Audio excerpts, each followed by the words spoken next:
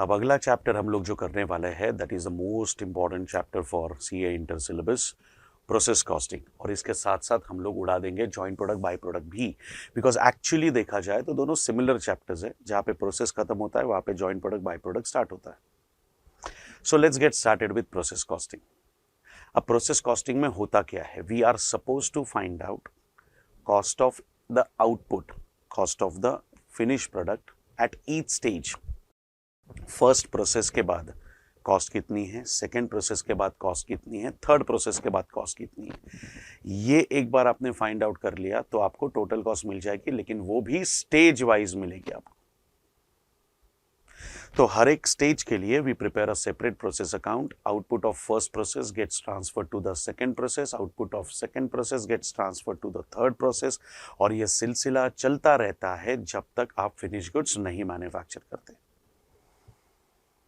अब उसमें initial questions तो आप लोग मैनेज करते हो, लेकिन आपको एक स्पेशल क्वेश्चन में सॉल्व करवा रहा हूं जिसमें जनरली लोगों को काफी सारे डाउट्स आते हैं।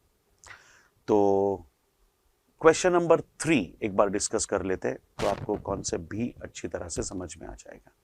अब क्वेश्चन नंबर 3 में आपको इनपुट आउटपुट सबकी इंफॉर्मेशन दी थी। इसमें इंपॉर्टेंट इंफॉर्मेशन ये थी कि नॉर्मल यील्ड मतलब नॉर्मल आउटपुट 92% होता है। अब नॉर्मल आउटपुट 92% होता है, ये इंफॉर्मेशन आउटपुट के लिए बनी ही नहीं। नॉर्मल आउटपुट 92% होता है, इसका मतलब whenever I input 100 kgs I produce 92 kgs। Whenever I input 100 kgs I produce 92 kgs, इसका मतलब 8 kgs का होता है loss. That means 8% is normal loss, is what they are trying to tell you. फिर हमको बोला है wastage can be sold for 0.50 per KG. एक रॉयल्टी थी which was required to be provided for, तो रॉयल्टी का प्रोविजन था 0.15 पर केजी के हिसाब से।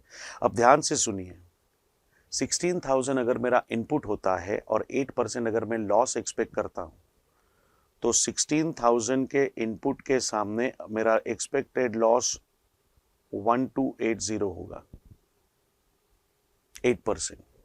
तो इसका मतलब 14,720 kgs प्रोड्यूस करने का प्लान है, या 14,720 kgs अक्सर हम लोग प्रोड्यूस करते हैं। दिस इज व्हाट द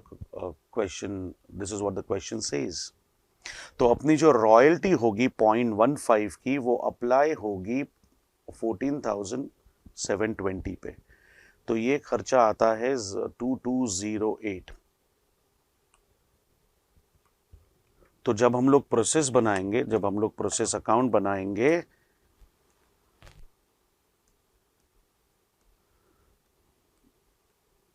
देख लीजिए मैंने इनपुट लिखा, इनपुट के कॉस्ट के साथ प्लस अदर कॉस्ट स्ट्रक्चर्स मैंने ऐड किए जो समझने में आपको दिक्कत नहीं आएगी। This much you have definitely studied. 1280 is my expected loss, जिसपे 0.5 के हिसाब से 640 का, 0.5 के हिसाब से 640 का स्क्रैप वैल्यू एक्सपेक्टेड है। अब इतने सारे एक्सपेंसेस इनकर करने के बाद I am suppose to charge this entire cost to the customer, लेकिन 640 अगर मुझे ऑलरेडी मार्केट से मिल रहा है तो balance cost will be charge to the customer. लेकिन इसमें हुआ ऐसा है कि हमें एबनॉर्मल गेन मिला है 280 kgs का। अब 280 kgs का एबनॉर्मल गेन है तो उसको भी वैल्यू करना पड़ेगा। तो you will apply the formula normal cost per unit वाला, और आपको कॉस्ट मिली होगी 1.6, और आपको कॉस्ट मिली होगी 1.6। 1.6 के चलते उसकी वैल्यू हो जाती है 448। 448 को फिर टैली करने जाओगे तो आपको पता चलेगा आउटपुट की वैल्यू 24,000 होगी। 24,000 आपकी आउटपुट की कॉस्ट है। आपका आउटपुट, एक्चुअल आउटपुट 15,000 है, मतलब आपके लिए एक्चुअल कॉस्ट पर यूनिट भी 1.6 आ रही है। इसका मतलब अपना आंसर सही है। दोनों सीपीयू टैली हो गया।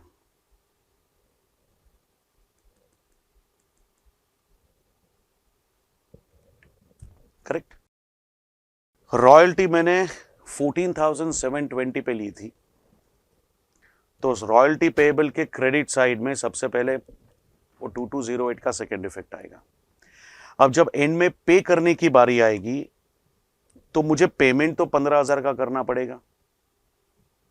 एंड में जब 15,000 यूनिट्स बेचने की बारी, अब सी हमने एक्चुअली 15,000 यूनिट्स बनाए, तो मुझे जिस किसी से मैंने वो टेक्निकल नो हाउ लिया है या मैंने पेटेंट किसी का लिया है, तो मैंने अगर 15,000 किलो बनाया तो मुझे 15,000 किलो का पैसा देना ही होगा। सो 15,000 इंटू 0.15 2250 मुझे पे करना ही है दोस्तों, 2250 मुझे पे करना ही है। लेकिन 2208 का ही मैंने प्रोविजन किया था, इसका मतलब there is a short provision of 42, जिसकी वजह है abnormal gain.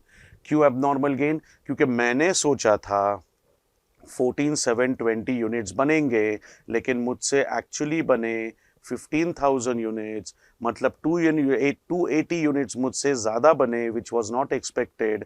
That means my abnormal gain is 280। और वो 280 अगर प्रोड्यूस होंगे, यही मैंने नहीं सोचा था, तो उसके रॉयल्टी के बारे में भी मैंने नहीं सोचा था। तो ये एक्चुअली देखा जाए तो ये एकदम सिंपल कैलकुलेशन अगर बताऊं तो 280 यूनिट्स आपने जो एक्स्ट्रा बनाए मल्टीप्लाइड बाय 0.15 करोगे तो आपको मिलेगी 42 की ही वैल्यू।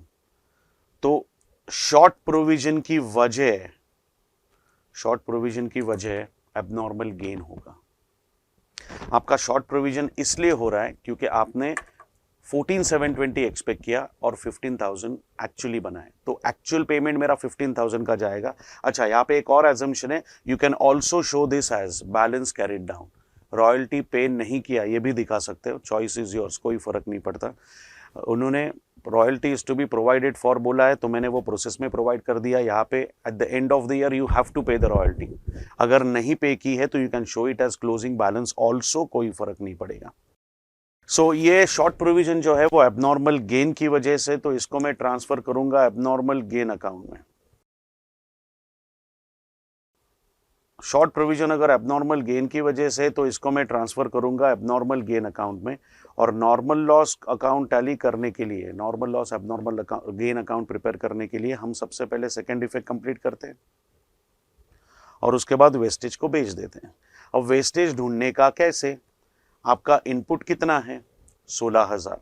आपका आउटपुट कितना है? 15,000। 16,000 इनपुट करने के बाद अगर आपको 15,000 का आउटपुट मिलता है, 16,000 इनपुट करने के बाद अगर आपको 15,000 का आउटपुट मिलता है, तो 1,000 का वेस्टेज होता है। दूसरा तरीका नॉर्मल लॉस 1280 का है क्रेडिट में, 280 एबनॉर्मल गेन डेबिट में, इसका भी नेट इफेक्ट 1000 आता है। मतलब आपने सोचा था कि 1280 बना के 0.5 में बेच के 640 कमा लोगे, लेकिन आप रियलिटी में सिर्फ 1000 बेच सकते हो 0.5 में, तो आप कमा पाओगे सिर्फ 500।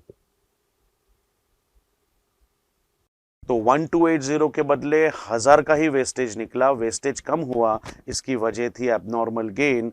तो ये जो भी डिफरेंस आता है it is to be transferred to abnormal gain account.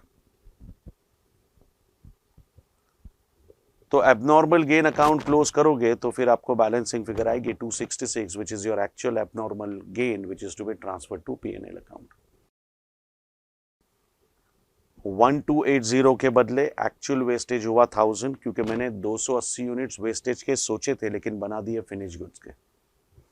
तो एबनॉर्मल गेन में ही इसका आएगा सेकंड इफेक्ट। प्लस मेरे 280 यूनिट्स ऐसे थे जो मैंने शुरुआत से एक्सपेक्ट नहीं किए थे, तो उसकी रॉयल्टी भी प्रोवाइड नहीं की थी लेकिन पे करनी पड़ी, तो वो शॉर्ट प्रोविजन भी मुझे यहाँ पे नजर आएगा 42 का, जो ट्रांसफर हुआ है रॉयल्टी पेएबल अकाउंट से। और फिर आपका फाइनल क्लोजिंग बैलेंस 266, ये होगा आपका actual abnormal gain which is required to be transfer to PNL. तो ये होगा आपका प्यूरिफाइंग प्रोसेस अकाउंट और बाकी सब कुछ। ओके, ये एकदम इनिशियल क्वेश्चंस थे। इसके बाद हमको डिस्कस करना है the main part which is equivalent production. अब इक्विवेलेंट प्रोडक्शन की अगर बात करूं, इक्विवेलेंट प्रोडक्शन में सबसे पहले होता क्या है? इक्विवेलेंट प्रोडक्शन में सबसे पहले होता क्या है? इक्विवेलेंट प्रोडक्शन में हमको अलग अलग टाइप के आउटपुट मिलते हैं जिसका कंप्लीशन स्टेज अलग होता है। ध्यान से सुनिएगा, अलग अलग टाइप के आउटपुट मिलते हैं जिनका कंप्लीशन स्टेज अलग होता है। आपके आउटपुट का कंप्लीशन स्टेज अलग होगा, आपके क्लोजिंग WIP का कंप्लीशन स्टेज अलग होगा, आपको जो एबनॉर्मल लॉस या फिर एबनॉर्मल गेन मिलेगा उसका भी कंप्लीशन स्टेज अलग होगा।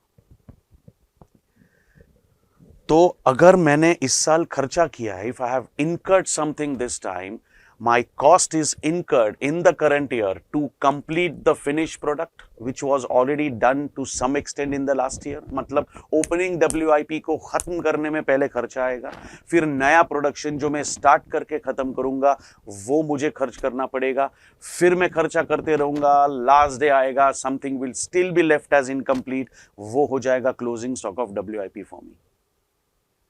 अब ये होने के बाद मुझे तीनों की वैल्यू निकालनी है। मुझे वैल्यू निकालनी है आउटपुट की, मुझे वैल्यू निकालनी है क्लोजिंग WIP, और मुझे कॉस्ट निकालनी होगी एबनॉर्मल लॉस और एबनॉर्मल गेन की भी। अगर मुझे तीनों की कॉस्ट चाहिए तो मुझे सबसे पहले तो तीनों को जो अलग अलग कंप्लीशन स्टेज पे है, तीनों को एट पार एक लेवल पे लेके आना पड़ेगा। That is why we are studying equivalent production. अब क्वेश्चन नंबर 5 की अगर मैं बात करूं तो आपको सारी इंफॉर्मेशन दी है इन लोगों ने। एक इंपॉर्टेंट पार्ट जो समझाना है वो ये है कि normal loss is 5% of total input. ये लोग जब भी total input, gross input, overall input, weighted input बोलते हैं तो हमको ओपनिंग WIP और करंट इनपुट दोनों ऐड करने पड़ेंगे। Are you getting me? मुझे ओपनिंग WIP और करंट इनपुट दोनों ऐड करने पड़ेंगे जब ये बोलते हैं टोटल, ग्रॉस, वेड, ओवरऑल। लेकिन अगर इन्होंने कहा होता फ्रेश इनपुट, अगर इन्होंने कहा होता इनपुट, इन्होंने कहा होता करंट इनपुट, तो फिर मैं फ्रेश इनपुट लेता करंट ईयर का 1,82,000।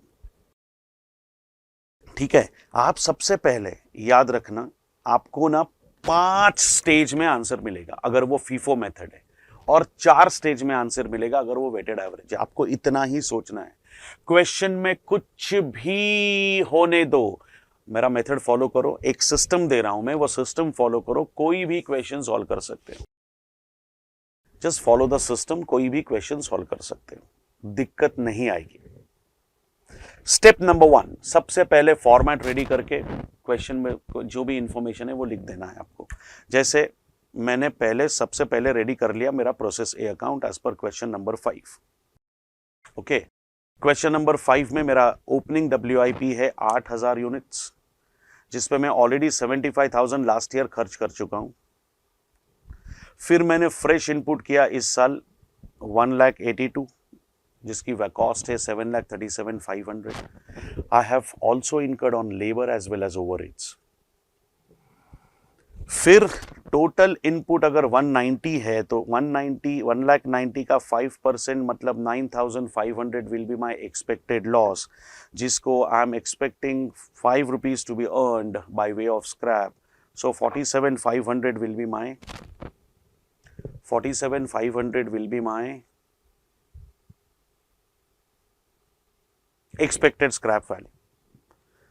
अब मैंने क्वांटिटी कॉलम क्लोज किया तो मुझे पता चला there is an abnormal loss of 4,500। अब ध्यान से मेरी बात सुनो, मेरे पास 3 ऐसे आइटम हैं, 1,58,000 का आउटपुट, 18,000 का क्लोजिंग WIP और 4,500 का abnormal loss which needs to be valued at cost. मेरे पास 3 ऐसे आइटम्स है which are to be valued at cost. 1 is output of 1,58,000, 2 output in the form of closing WIP 18,000, and third one output in the form of abnormal loss which is 4,500.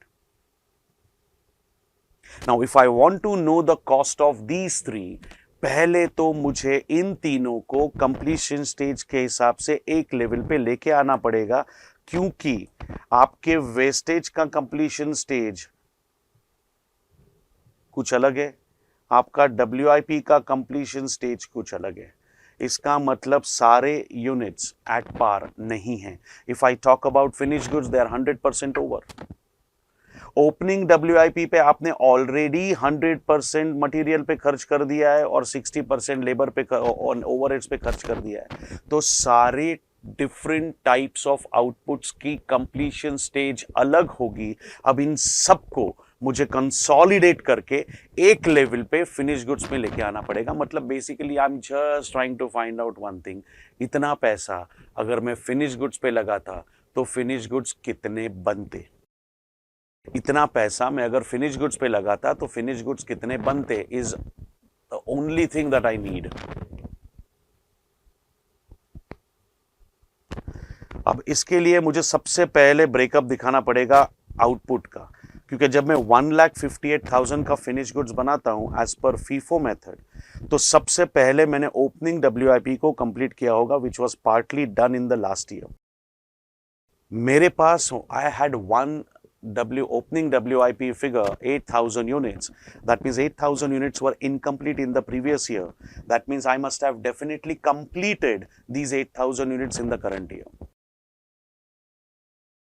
So मेरे 1,58,000 के finish goods में से, मेरे 1,58,000 के finish goods में से 8,000 वो है जो सिर्फ कंप्लीट हुए, एंड बैलेंस 1,50,000 वो है जो मैंने शुरू करके खत्म किए।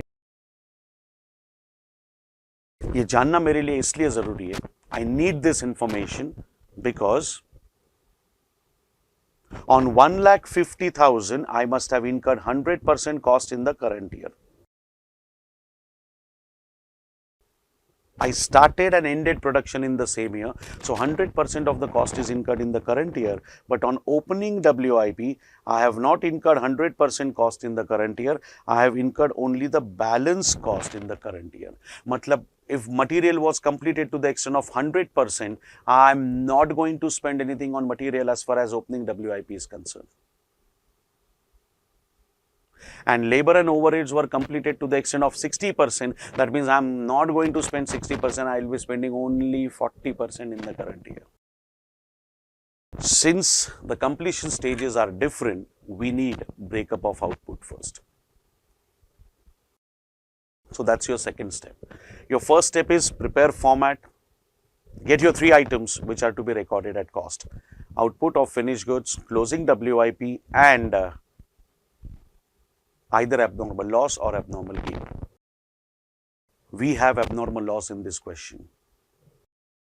So once the breakup is done, you go for the next statement, equivalent production statement. इस टेबल में सिर्फ वही आइटम्स आएंगे which are to be recorded at cost. इस टेबल में वही आइटम्स आएंगे which are to be recorded at cost. बाकी कुछ भी इसमें नहीं आना चाहिए। तो इसमें आया आउटपुट। आउटपुट मैंने ब्रेकअप के साथ लिखा है।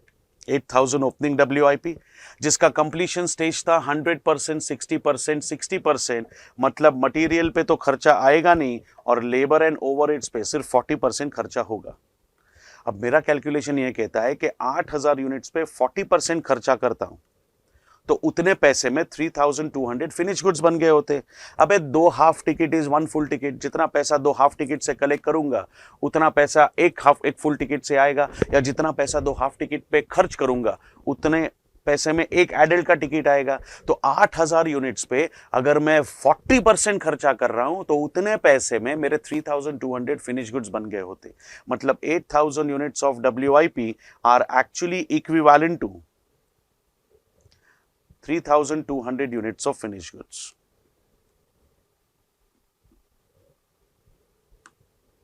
Is this clear?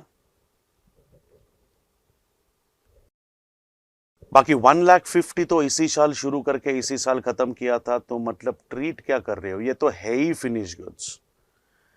Closing WIP देखोगे तो उसका कंप्लीशन स्टेज दिया आपको 100%, 70%, 70%।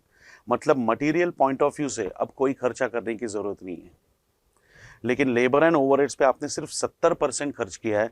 दैट मीन्स 18,000 पे 70% खर्चा करने में का मतलब होता है कि उतने पैसे में I would have easily produced 12,600 units of 12,600 units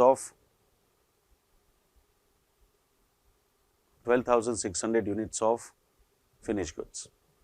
abnormal loss भी 100%, 80%, 80%। मतलब 4,500 पे अगर मैं 80% खर्चा करता हूं तो उतने पैसे में मेरे मुझसे 3,600 यूनिट्स बन गए होते। इसमें नॉर्मल लॉस नहीं आएगा क्योंकि नॉर्मल लॉस पहले तो कॉस्ट पे नहीं आता, सेकेंडली नॉर्मल लॉस की वैल्यू आपने ऑलरेडी रिकॉर्ड कर दी। नॉर्मल लॉस की वैल्यू आपने ऑलरेडी रिकॉर्ड कर दी है। नॉर्मल लॉस कॉस्ट पे नहीं आता, इस स्टेटमेंट में वही आएगा जो कॉस्ट पे आता है। That is what your equivalent production is. That is what your equivalent production is. समझ में आ रहा है? उसके बाद मैं आगे बढ़ता हूं मेरे नेक्स्ट कैलकुलेशन पे। मतलब मेरा एक सिंपल फंडा है कि मटेरियल पे मैंने इस साल जितना खर्चा किया, ध्यान से सुनो, whatever I have incurred on material cost this year, उतने पैसे में बना कुछ भी हो, it might be finished goods, it might be closing WIP, it might be wastage, मुझे फर्क नहीं पड़ता। मैंने मटेरियल पे जितना खर्चा किया उतने पैसे में 1,72,500 फिनिश गुड्स बन जानी चाहिए थे या बन सकते थे। लेबर एंड ओवरहेड्स पे मैंने जितना खर्चा किया उतने पैसे में 1,69,400 फिनिश गुड्स बन सकते हैं। ये मैं फाइंड आउट करना चाहता था। अब मेरे पास ऑलरेडी कॉस्ट है जो मैंने प्रोसेस के डेबिट में लिखी है। मुझे पता है मैंने मटेरियल पे खर्च कितना किया, लेबर पे खर्च कितना किया, ओवरहेड्स पे खर्च कितना किया। 47,500 का नॉर्मल लॉस है जो मैं इसमें से माइनस करूंगा। अब 47,500 का लॉस मैं इसमें से माइनस करूंगा क्योंकि बॉस 47,500 तो आपको मार्केट से मिल रहा है ना, तो वो पैसा कस्टमर को क्यों चार्ज करोगे? 7,37,500 is incurred out of your own pocket. You want your 7,37,500 to be recovered. You want your 7,37,500 to be recovered. But यार आपको 47,500 मिला है ना बाय वे ऑफ स्क्रैप। अगर वो स्क्रैप के तौर पे आपको पहले से मिल चुका है तो why are you charging it to the customer? Charge the net figure, negative figure, balancing figure 6,90,000 to the customer.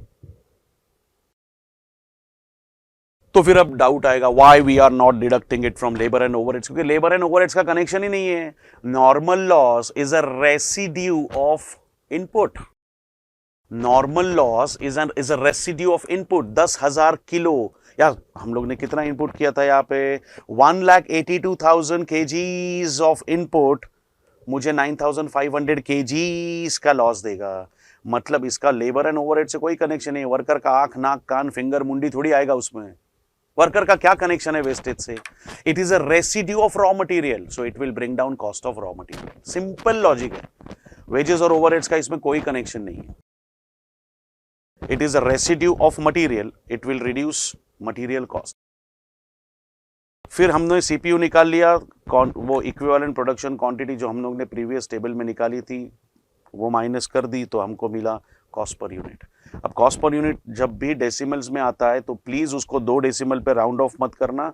Answer, marks सब कुछ राउंड ऑफ हो जाएगा, आंसर बदलेगा। तो जहां तक हो सके पूरा ले लो। अगर आपको दिक्कत है तो 5-6 डेसिमल एटलीस्ट ले लेना, तभी जाके आंसर राइट आएगा। ये होगा आपका स्टेप नंबर 4। मतलब मैंने ये डिसाइड कर लिया कि मेरे जेब से जो पैसा गया उतने पैसे में इतने फिनिश गुड्स बनते, तो मेरा एक फिनिश गुड्स मटेरियल के पॉइंट ऑफ व्यू से cost me 4 rupees, my 1 finish product from labour point of view cost me this, and my overhead cost me this per unit of finish goods. फिर मैं जाऊंगा valuation के लिए। मेरा closing WIP का रो देखना, रो, अबे रो समझते हो ना, रो चाहिए, रो।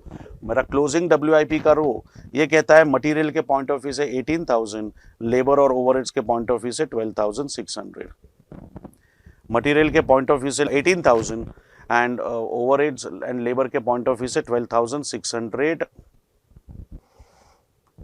तो फिर 18,000, 12,600, 12,600 will be multiplied by respective cost per unit to give you the answer, and that will give you the total.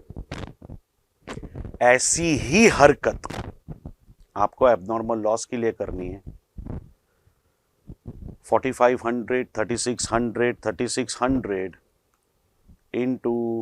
Into Chintu, तीनों को मल्टीप्लाई करके आंसर निकाल लेना। जिस तरह से आपने क्लोजिंग WIP वैल्यू किया है उसी तरह से अब आपका एबनॉर्मल लॉस का वैल्यूएशन आएगा।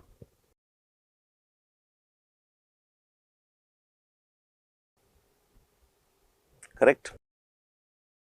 आउटपुट की बात करूं तो output is split into 2 parts. मैंने सबसे पहले ओपनिंग WIP पे लास्ट ईयर का खर्चा लिया। बॉस 75,000 आप लास्ट ईयर में खर्च कर चुके हो। इस साल ओपनिंग WIP में से 3,200 लेबर एंड ओवरहेड्स होगा। ओके। ओपनिंग WIP में से 3,200 ओपनिंग WIP होगा, तो इसकी वैल्यूएशन करने के बाद मुझे पता चलता है, इसका वैल्यूएशन करने के बाद मुझे पता चलता है कि 75,000 खर्च करने के बाद भी जो इनकम्प्लीट था उसको कंप्लीट करने के लिए मुझे 9651 खर्च करना पड़ा।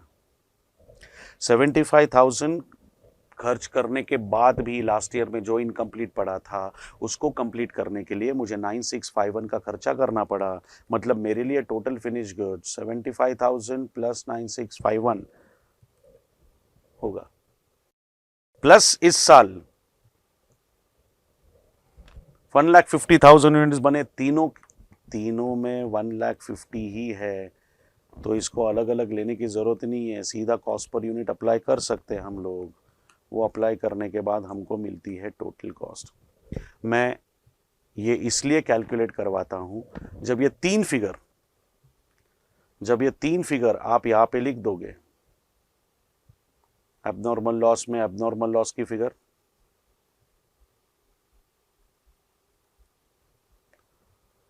WIP में WIP की फिगर, फिनिश गुड्स में फिनिश गुड्स की फिगर, तब आपका प्रोसेस अकाउंट टैली हो जाएगा। और प्रोसेस अकाउंट टैली हो जाएगा तो you will get a hint that your answer is not wrong. मतलब आप ये बैलेंसिंग फिगर लोगे तो बुरा फंसोगे। मेरी बात ध्यान से सुनिएगा। अगर आपने 28,857 के बदले 38,857 निकाल लिया गलती से, तो भी बैलेंसिंग फिगर मिलेगी, लेकिन आंसर राइट नहीं होगा। लेकिन जब आप मेरी मेथड फॉलो कर रहे हो तो आपको पता चलेगा कि ये सारे फिगर्स लेने के बाद आंसर टैली हो रहा है, that means it is a hint that your answer is right. आपने अगर 38,857 लिया होता तो आंसर टैली नहीं होता और आपको गलती पता चलती कि देयर इज समथिंग रॉन्ग। आप चेक कर सकते हो, रेक्टिफाई कर सकते हो।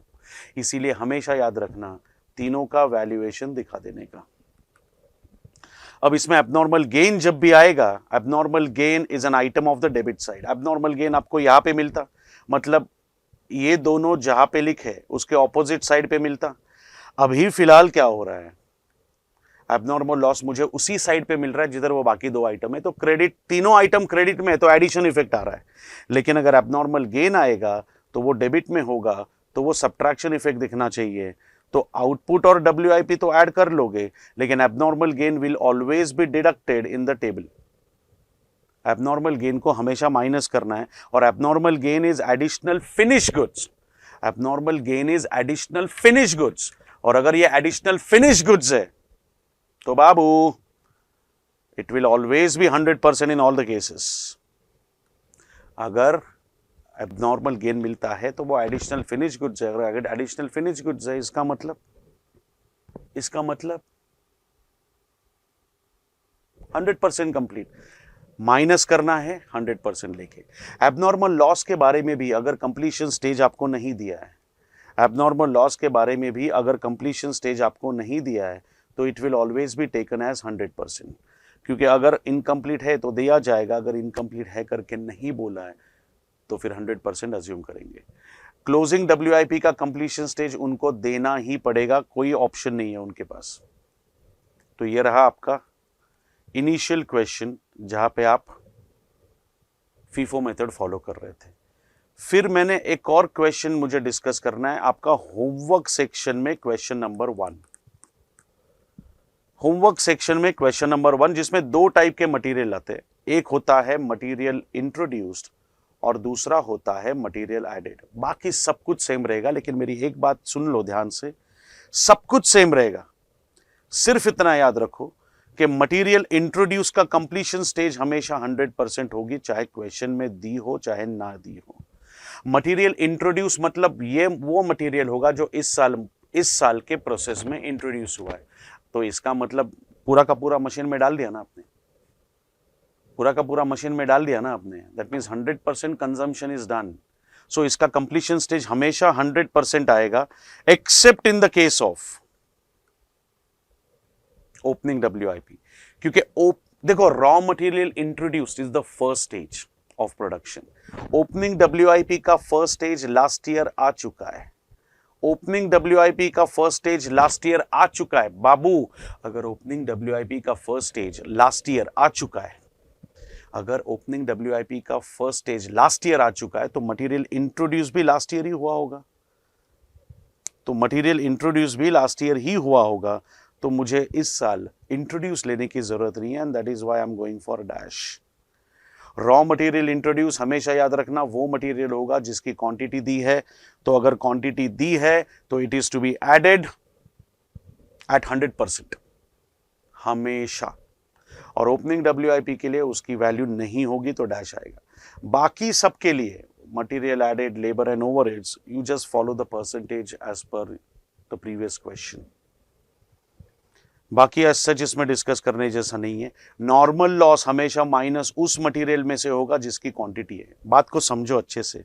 आपको नॉर्मल लॉस की क्वांटिटी दी जाती है और आपके पास रॉ मटेरियल इंट्रोड्यूस की क्वांटिटी होगी लेकिन मटेरियल एडेड की क्वांटिटी नहीं होगी, निग्लिजिबल क्वांटिटी होती है, तो we don't incorporate that in process account. तो यार अगर नॉर्मल लॉस की क्वांटिटी है तो वो किस मटेरियल का हिस्सा होगा? उसी मटेरियल का हिस्सा होगा जिसकी क्वांटिटी दी है। मटेरियल एडेड में से माइनस करने का सवाल ही पैदा नहीं होता। It will be always like this and this will give you the final calculation. बाकी सब कुछ सेम होगा। सो that was your FIFO method. अब चलते हैं वेटेड एवरेज की तरफ। अब वेटेड एवरेज की अगर बात करनी है तो I would like to talk about question number 8। Question number 8 में हमको ओपनिंग WIP दिया था, क्वांटिटी, वैल्यू और फिर करंट ईयर का इनपुट, करंट ईयर का आउटपुट, सब कुछ दिया था। The new part in this question was out my normal loss was 10% of output, मतलब 14400 का जो आउटपुट था उसका 10%, यानी कि 1440 वेस्टेज होगा, नॉर्मल लॉस होगा। कन्वर्जन कॉस्ट और मटेरियल दो टाइप की कॉस्ट थी और ओपनिंग WIP का दिया था ब्रेकअप। अब जब भी वेटेड एवरेज फॉलो करोगे आपका प्री रिक्विजिट, आपको जरूरत पड़ती है ओपनिंग स्टॉक के ब्रेकअप की। मटेरियल कितना और कन्वर्जन कॉस्ट कितनी ये भी मालूम होना चाहिए। फिर मैंने एक पैकिंग कॉस्ट भी ऐड कर दी थी इसमें फॉर बेटर डिस्कशन। तो ये कॉस्ट अगर है तो कैसे करेंगे? देखो, पहले तो प्रोसेस अकाउंट नॉर्मल तरीके से बनाया जाएगा एज यूजुअल।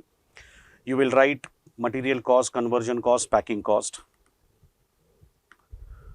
फिर मैं जब क्वांटिटी कॉलम क्लोज करता हूं मुझे एबनॉर्मल लॉस मिल रहा है 1160 का। तो मेरे पास तीन चीजें हैं जो कॉस्ट पे रिकॉर्ड करनी है लेकिन जिसकी कॉस्ट मेरे पास है नहीं।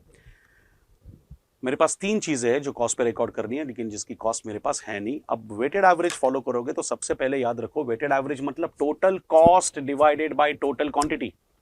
वेटेड एवरेज का मतलब होता है total cost divided by total quantity. मतलब मुझे ब्रेकअप नहीं चाहिए जो मैं फीफो में लेता था। I don't need a breakup. I need a consolidation. तो सबसे पहले your second step of breakup of output is skipped. मैं जानना ही नहीं चाहता कि इसमें से कितना ओपनिंग था और कितना करंट ईयर्स प्रोडक्शन था। तो जब मैं स्टेटमेंट ऑफ इक्विवेलेंट प्रोडक्शन बनाऊंगा मेरा आउटपुट बिना ब्रेकअप के 100% पे लिया जाएगा। बाकी क्लोजिंग WIP नॉर्मल तरीके से, एबनॉर्मल लॉस का कंप्लीशन स्टेज नहीं दिया है तो 100%, जैसा कि हमने लास्ट कैलकुलेशन में देखा था। फिर जब आप कॉस्ट पर यूनिट निकालने जाते हो तो करंट ईयर की कॉस्ट में ओपनिंग स्टॉक का WIP आपको ऐड करना होगा। करंट ईयर के कॉस्ट में आपको ओपनिंग स्टॉक का WIP ऐड करना होगा, तब जाके मुझे मिलेगी टोटल कॉस्ट। यहां पे तब जाके मुझे मिलेगी टोटल कॉस्ट। और टोटल कॉस्ट को फिर मैं डिवाइड करूंगा टोटल क्वांटिटी से। अब यहाँ पे मेरे पास तीन कॉस्ट स्ट्रक्चर्स थे लेकिन मैंने सिर्फ दो ही कॉलम्स ओपन किए, एक रॉ मटेरियल और दूसरा कन्वर्जन कॉस्ट। पैकिंग कॉस्ट इसमें नहीं आनी चाहिए क्योंकि अगर मैं पैकिंग कॉस्ट का तीसरा कॉलम अगर यहाँ पे ओपन करता हूं तो पैकिंग का भी पर यूनिट मिलेगा जो अल्टीमेटली WIP को चार्ज किया जाएगा, विच आई डोंट वांट। पैकिंग का खर्चा सिर्फ फिनिश गुड्स के लिए आता है, WIP के लिए नहीं। तो packing cost should not be considered at the time of calculating cost per unit. Packing cost directly output के वैल्यूएशन में आएगी। जैसे ये आपकी टोटल कॉस्ट है, आपकी फिनिश गुड्स की क्वांटिटी है 14400, सो 14,400 multiplied by cost per unit करोगे तो आपको मिलेगी प्रोडक्शन कॉस्ट, उसमें 4,000 का पैकिंग सीधा ऐड कर दो। मतलब पैकिंग की ट्रीटमेंट एकदम सिंपल है बच्चा लोग। Process account debit side as an expense और सीधा आउटपुट के वैल्यूएशन में ऐड कर दो तो automatically it will be charge to finish goods. अगर मैं अलग से हेड ओपन करता तो पैकिंग का भी सीपीयू निकलता, पैकिंग का भी सीपीयू निकलता, तो फिर क्लोजिंग डब्ल्यूआईपी, एबनॉर्मल लॉस, इनके वैल्यूएशन में भी पैकिंग आता। अब मैं इनकम्प्लीट माल तो पैक नहीं करता, मैं वेस्टेज पैक नहीं करता, मैं पैक करता हूं सिर्फ फिनिश गुड्स, तो वो डायरेक्टली यहां पे आ जाएगा। ठीक है, so that was weighted average. Basic difference is you don't go for breakup of output, you don't go for breakup of output.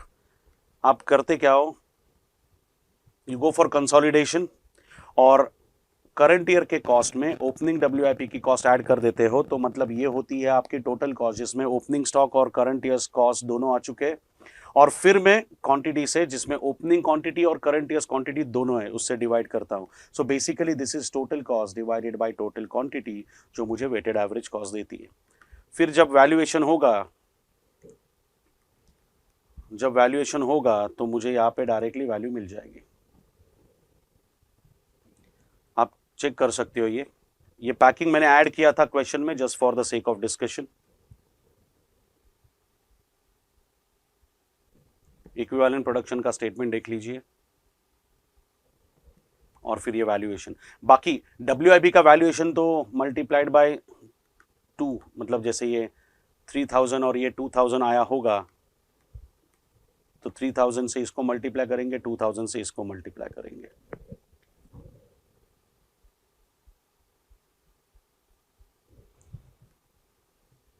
फिर एक और कंसेप्ट हमने देखा था, inter process profit. Inter process profit में होता क्या है, output of one process is transfer to the next process at selling price. Of course हम लोग सेलिंग प्राइस नहीं कहते उसको, हम लोग उसको कहते हैं ट्रांसफर प्राइस।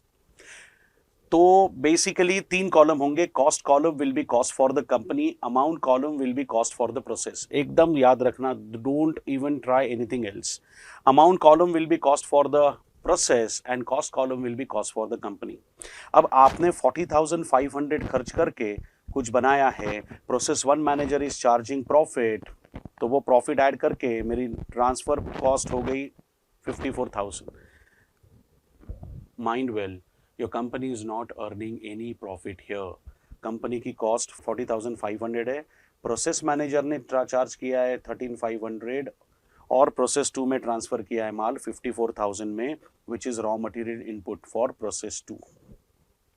इसमें हमने ऐड किया मटेरियल कॉस्ट, हमको मिली प्राइम कॉस्ट। आपको क्वेश्चन में बताया गया था कि आपके स्टॉक, प्रोसेस स्टॉक को प्राइम कॉस्ट पे वैल्यू करना है।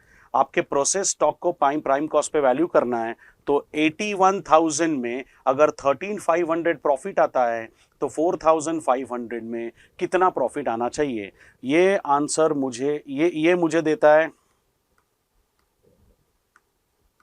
750। तो 750 माइनस करने के बाद कंपनी के लिए कॉस्ट 3750 होती है। अब 750 is the cost of output for the company, 90,000 is the cost of output for the process manager। मैं आपको 100 रुपए का माल 120 में ट्रांसफर करता हूं तो आपके लिए कॉस्ट 120 होगी, आपको पता भी नहीं चलेगा, उसकी वैल्यू 100 थी। Are you understanding this? तो 750 का माल टोटल 90,000 में पड़ा है प्रोसेस 2 मैनेजर को। अब अगले स्टेज पे ट्रांसफर करने के लिए प्रोसेस 2 मैनेजर प्रॉफिट चार्ज करेगा, and if process 2 manager is charging the profit, if process 2 manager is charging the profit, that has to be on the cost of process 2 manager। तो 1/4 profit जो हम लोग charge कर रहे हैं, 1/4 profit जो हम लोग चार्ज कर रहे हैं, ये प्रॉफिट अपना कॉस्ट पे होगा। और कॉस्ट प्रॉफिट कौन चार्ज कर रहा है? Process 2 manager. तो कॉस्ट किसके लिए होनी चाहिए? प्रोसेस 2 मैनेजर के लिए।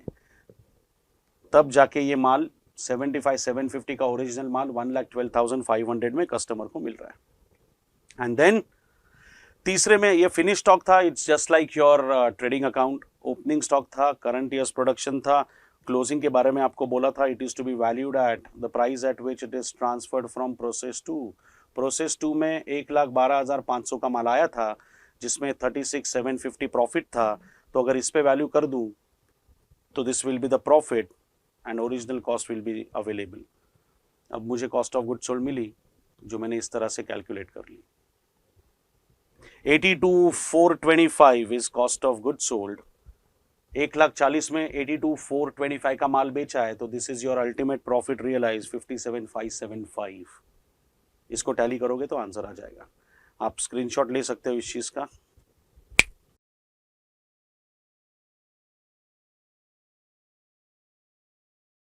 मैंने स्टेप्स भी लिखवा दिया आपको। चलिए, तो that was your process costing. अब प्रोसेस कॉस्टिंग में इसके अलावा ज़्यादा कुछ आने के चांसेस नहीं है। मैंने सारे पॉइंट्स यहाँ पे कवर कर दिए। एबनॉर्मल लॉस आएगा तो क्या, एबनॉर्मल गेन आएगा तो क्या, आपका वेटेड एवरेज होगा तो क्या करना है वो भी डिस्कस कर लिया। अगर मेथड नहीं बताई गई है तो ideally we should go for FIFO. In the absence of information we will always follow FIFO method. लेकिन अगर फीफो मेथड बोला है तो फीफो मेथड आएगी, कुछ नहीं बोला तो भी फीफो मेथड आएगी। लेकिन अगर इन लोगों ने आउटपुट का बाइफर्केशन दिया है और ओपनिंग स्टॉक का भी बाइफर्केशन दिया है, सुनो, ओपनिंग स्टॉक का बाइफर्केशन इन्होंने दिया है और अगर मेथड स्पेसिफाई नहीं की है तो that is a hint that we are suppose to go for weighted average. FIFO में ओपनिंग स्टॉक की ब्रेकअप की जरूरत नहीं पड़ती। We don't need breakup of opening stock value. तो अगर ओपनिंग स्टॉक का वैल्यू का ब्रेकअप दिया हुआ है, अगर ओपनिंग स्टॉक के वैल्यू का ब्रेकअप दिया हुआ है तो, अगर ओपनिंग स्टॉक के वैल्यू का ब्रेकअप दिया हुआ है तो it is a hint that weighted average is to be followed. Examiner वाकई अगर फीफो में इंटरेस्टेड होता बच्चा लोग तो वो ओपनिंग स्टॉक का ब्रेकअप नहीं देता जो सिर्फ और सिर्फ वेटेड एवरेज के काम आता है। तो ये सारे पॉइंट्स आपको याद रखने हैं। If nothing is mentioned, FIFO.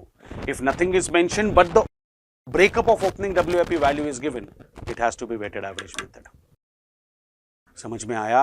Now process costing will just solve one important question based on equivalent production. बाकी detailed discussion अपना already हो चुका है. Question number 1. The company produces a component which passes through two processes. During the month of April, 40,000 components were put in process 1.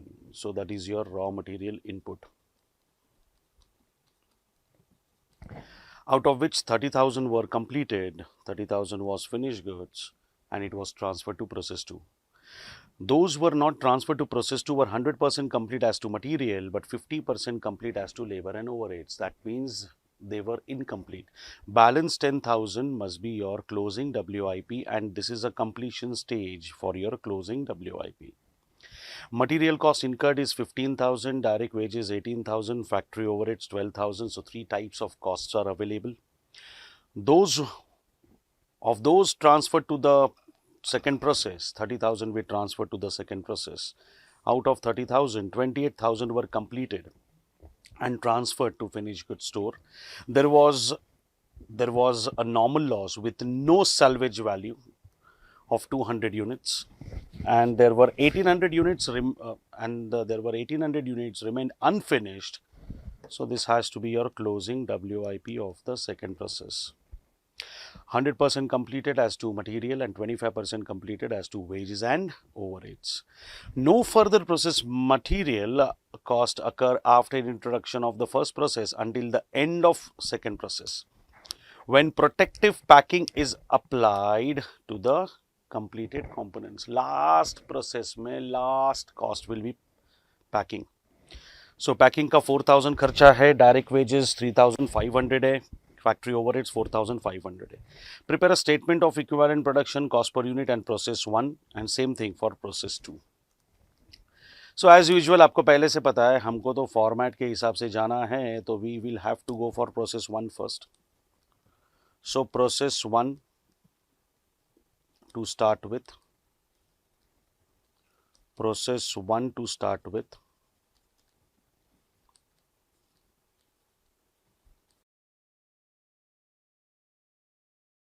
Opening WIP है नहीं, सीधा raw material input आएगा. 40,000 15,000. Labor and overheads.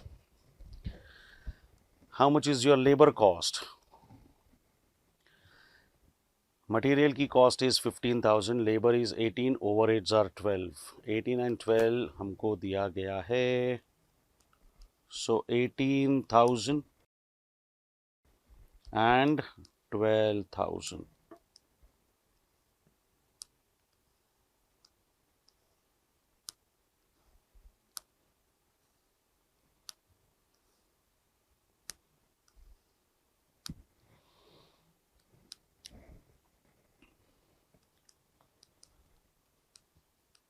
Transfer to process 2. Transfer to process 2, 30,000. And balancing figure is closing WIP. They have not specified anything about losses, so balancing figure has to be your 10,000, 40,000 input के बाद 30,000 output है, बाकी कुछ बोला नहीं है, मतलब WIP 10,000. As usual मुझे दो आइटम्स की कॉस्ट निकालनी पड़ेगी. Now since there is no opening stock available, second step अपना breakup of output मैटर नहीं करता. We can directly go for statement of equivalent production. मैं ये जानना चाहता हूँ कि इतने पैसे में जितना मैंने मटेरियल पे खर्च किया उतने पैसे में, भले ही मैंने फिनिश गुड्स और क्लोजिंग WIP दोनों बनाया है, लेकिन अब मैं ये जानना चाहता हूँ कि उतने पैसे में फिनिश गुड्स कितने बनते. जितना पैसा मैंने लेबर और ओवरहेड्स पे खर्च किया, 30,000 फिनिश गुड्स और 10,000 WIP पे, उतने पैसे में फिनिश गुड्स कितने बनते. इस टेबल में सिर्फ वही आता है जिसको आपको कॉस्ट पे रिकॉर्ड करना है प्रोसेस में. तो मेरे पास है आउटपुट और क्लोजिंग WIP.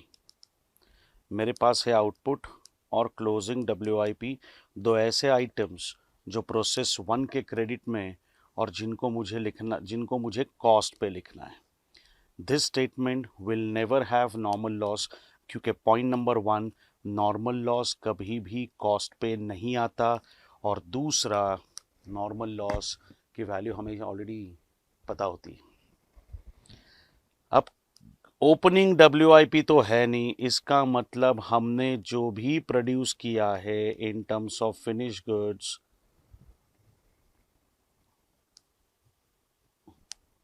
वो इसी साल का प्रोडक्शन होगा. So we will have to take 30,000 in the calculation. लेकिन आपको क्लोजिंग WIP का कंप्लीशन स्टेज दिया हुआ है 100%, 50%, 50%. मतलब मटेरियल पर्सपेक्टिव से सोचोगे तो मैंने ऑलरेडी 100% कॉस्ट इनकर की है. मतलब मटेरियल के पॉइंट ऑफ व्यू से 10,000 का WIP, 10,000 का फिनिश गुड्स है. 10,000 का WIP, 10,000 का फिनिश गुड्स है. लेकिन जितना खर्चा मैंने लेबर और ओवरहेड्स पे किया 50% ऑन 10,000, उतने पैसे में मुझसे बन गए होते 5,000 units of finish goods.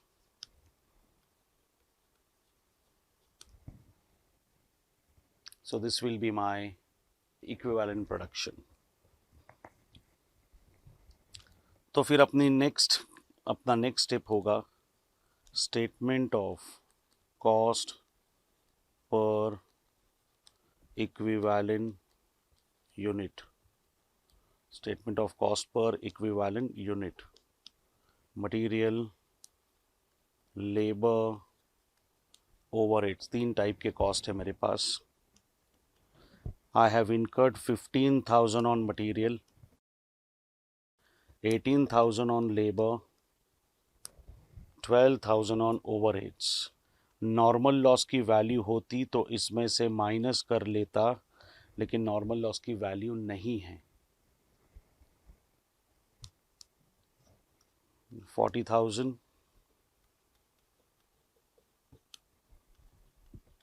35,000, 35,000 unit से डिवाइड करने के बाद I will get cost per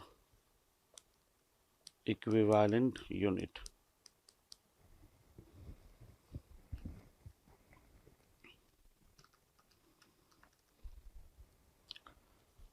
$0.375, 0.51, 42, 85, 71428. I would always prefer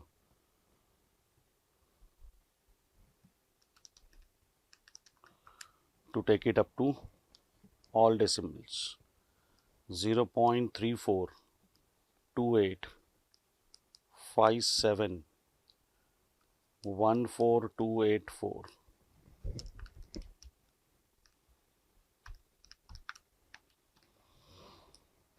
So your total will be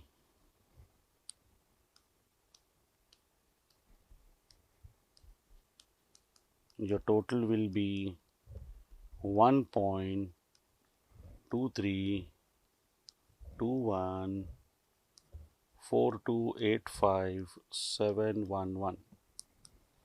ये होगा मेरा कॉस्ट पर यूनिट. अब valuation.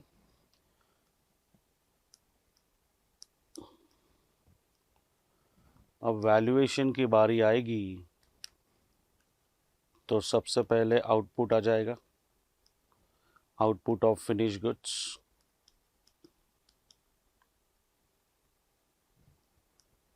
which is 30,000.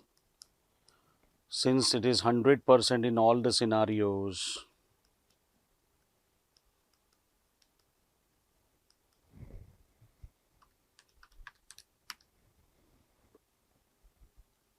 $36,964.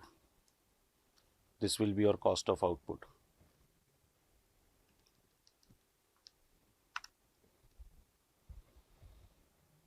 For closing WIP, we have three different quantity structures: from material perspective, from labor perspective, from overheads perspective, and we have three separate rates available. So we apply them separately and we can get this answer. 3750. You can change anything, anyone, and adjust the rounding off difference. It's not your fault. So this will be 8036. 8036 plus 36,964 will be 45. 36,964. 36,964.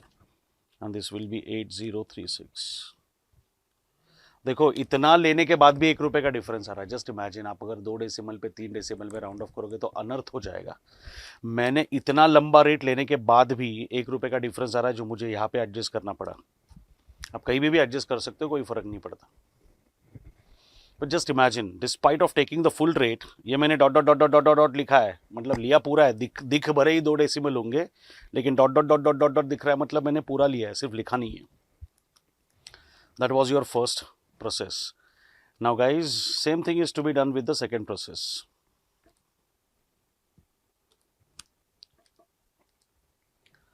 Now second process की अगर मैं बात करूं,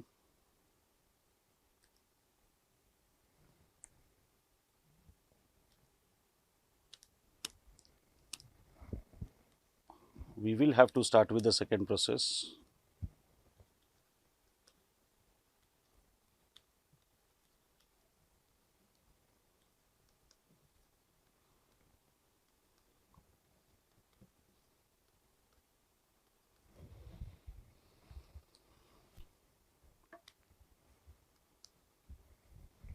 Am I right?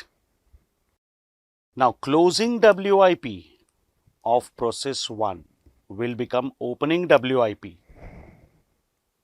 in process 1 only, but in the next year. Closing WIP of 1 will never be opening WIP of 2. Always remember this. closing WIP of 1 will become opening WIP of 1 only, but in the next year.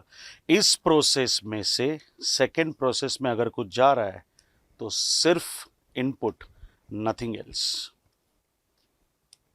So to input from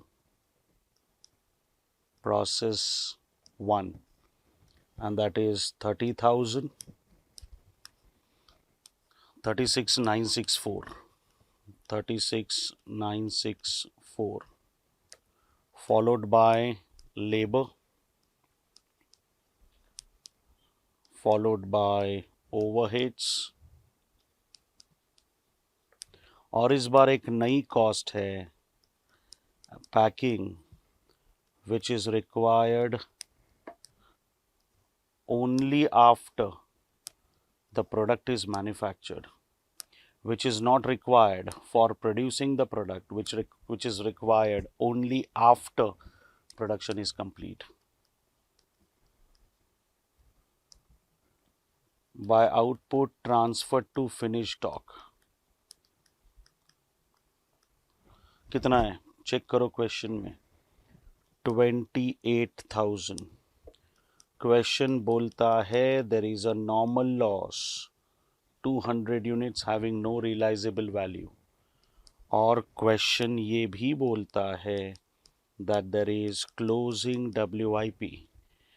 closing WIP 1800 units. So basically which column to be closed first? Quantity. Quantity column हमने close किया तो हमको difference नहीं मिल रहा है. 200 का normal loss having no salvage value, 1800 का WIP, मतलब there is no abnormal loss और एबनॉर्मल गेन. बढ़िया. तो अब मुझे इन दो चीज़ों की कॉस्ट निकालनी है. इसकी कॉस्ट है ही नहीं, ओपनिंग स्टॉक है नहीं, तो ब्रेकअप ऑफ आउटपुट नहीं आएगा. So I will be directly going for statement of equivalent production. और मेरे पास 3 कॉस्ट स्ट्रक्चर्स है जिसके 1, 2, 3 CPU की मुझे ज़रूरत है. Why am I not taking packing? This is the most important part here. Packing क्यों नहीं लिया? अगर मैं पैकिंग के लिए भी एक कॉलम ओपन करूं तो मुझे and of the calculation packing cost per unit मिलेगी. मुझे पैकिंग कॉस्ट पर यूनिट मिलेगी, जिसको वैल्यूएशन में यूज करने के बाद WIP को भी पैकिंग चार्ज होगा, एबनॉर्मल लॉस को भी पैकिंग चार्ज होगा. ये तो गड़बड़ हो जाएगी यार. Packing is required only for finish goods. It is not to be recorded, it is not to be charged to the closing stock of WIP or wastage. तो उसका कैलकुलेशन अलग होगा. तो पैकिंग जब भी आएगी, एक चीज याद रखना, पैकिंग की जरूरत प्रोडक्शन के लिए नहीं है. हमको सिर्फ प्रोडक्शन से रिलेटेड कॉस्ट चाहिए. हमको सिर्फ प्रोडक्शन से रिलेटेड कॉस्ट चाहिए. So output of finish goods, फिर क्लोजिंग WIP, नथिंग एल्स. ना एबनॉर्मल लॉस है ना एबनॉर्मल गेन है. एबनॉर्मल लॉस होता तो ऐड कर लेते, गेन होता तो माइनस कर लेते. कंप्लीशन स्टेज, अगर ओपनिंग स्टॉक है ही नहीं, अगर ओपनिंग स्टॉक है ही नहीं तो ये तो पूरा 28,000 आएगा. मतलब जो भी प्रोड्यूस किया आपने इसी साल प्रोड्यूस किया है. और क्लोजिंग WIP के लिए कंप्लीशन स्टेज इन ही लोगों ने दे दी है, तो वो आ जाएगी 1800. और 1800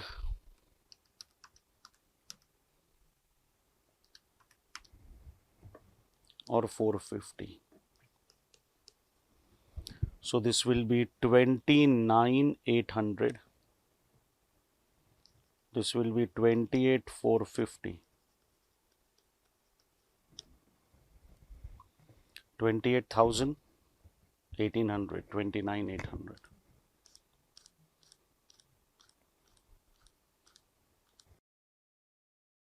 So the next step is going to be statement of cost per equivalent unit.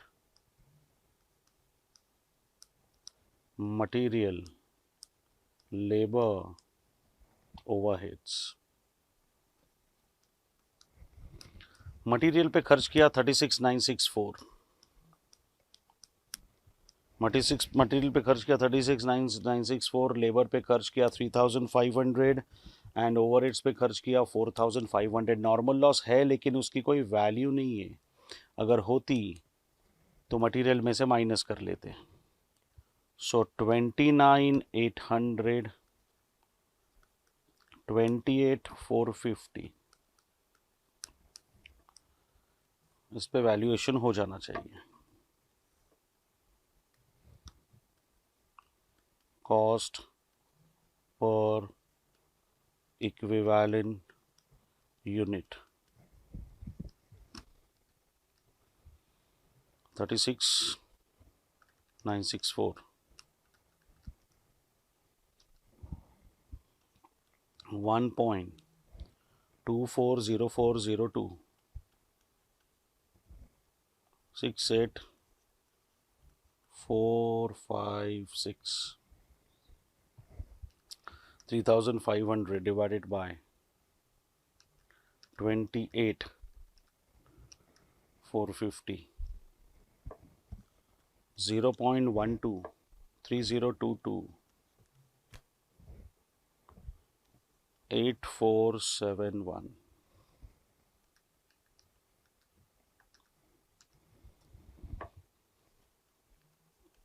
0.15, 8172,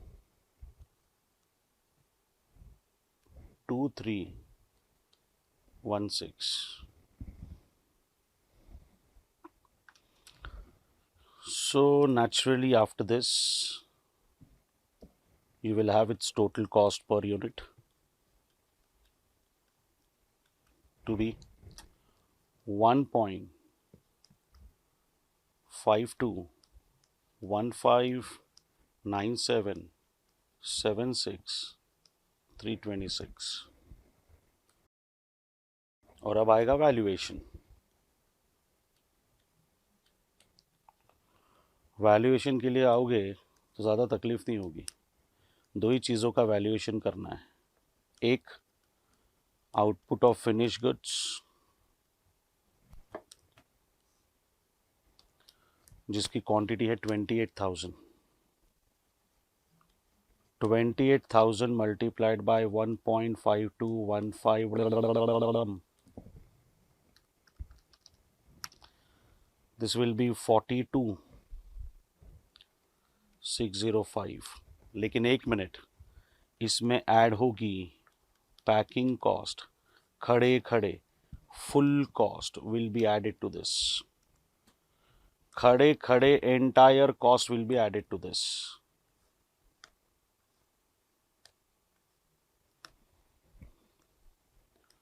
So this will be 46,605 और फिर आएगा मेरा क्लोजिंग WIP वैल्यूएशन। और याद है आपको क्लोजिंग WIP वैल्यूएशन कैसे करना है। आपके पास मटेरियल की क्वांटिटी होगी, लेबर की क्वांटिटी होगी,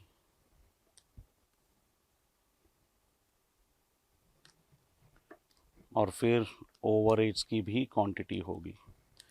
from WIP perspective, from material perspective it is 1800, but otherwise it is 450 क्योंकि 25% कंप्लीशन बोला है।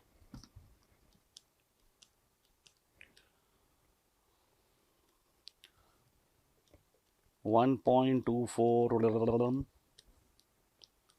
0.123, 0.158,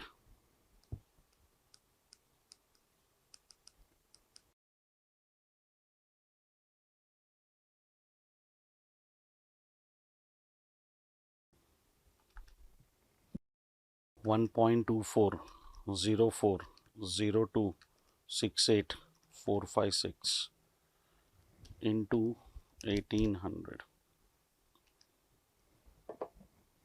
2233,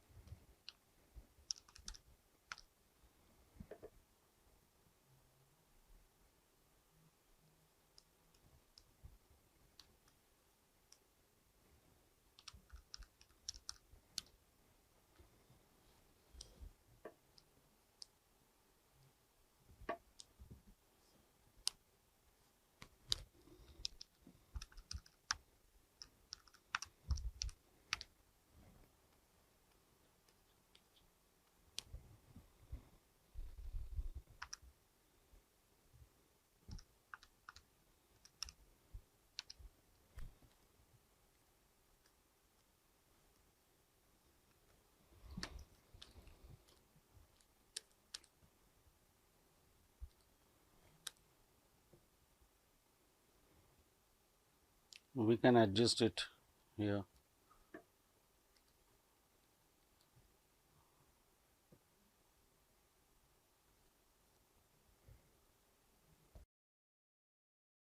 So this is going to be the value 2359,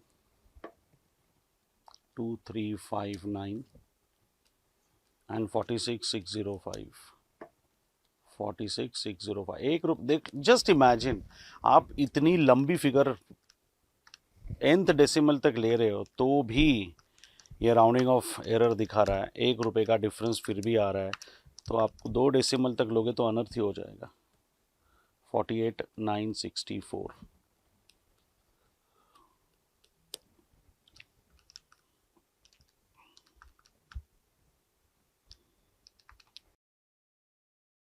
have you understood this?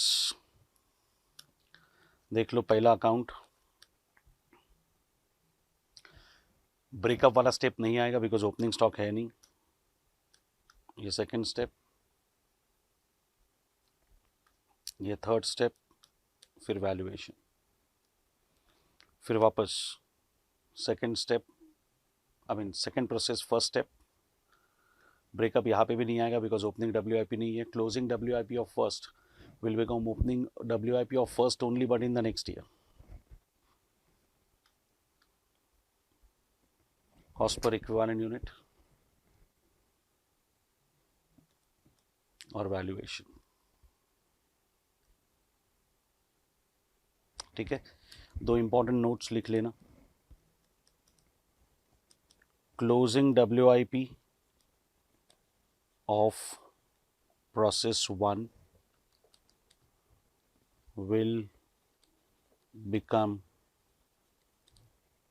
opening WIP of process 1 in the next year.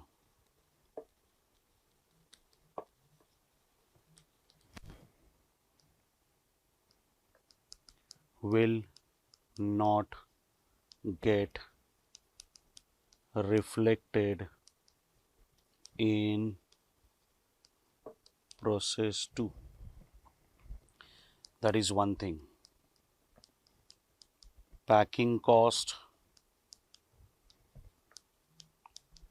must be directly added. Packing cost must be directly added in the valuation of finished goods output. In the valuation of finished goods output. ये 2 points important थे इसमें। Clear? Normal loss होता, value होती तो value material में से minus करते because labour overheads का कोई कनेक्शन नहीं है। It's a residue of material, it is a residue of material. फिर उसके बाद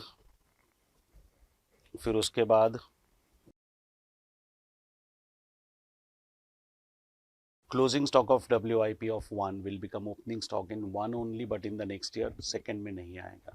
और पैकिंग किसी भी कैलकुलेशन में नहीं आएगा। एक इफेक्ट डेबिट ऑफ प्रोसेस, दूसरा इफेक्ट वैल्यूएशन में सीधा वर्किंग में आएगा। So that was about process costing guys and that is all about your equivalent production. अपना टेक्स्ट बुक कर लो, that will be more than enough. अपना टेक्स्ट बुक कर लेना अच्छे से, और टाइम मिले तो MTP RTP कर लो, आराम से स्कोर कर पाओगे। Thank you so much.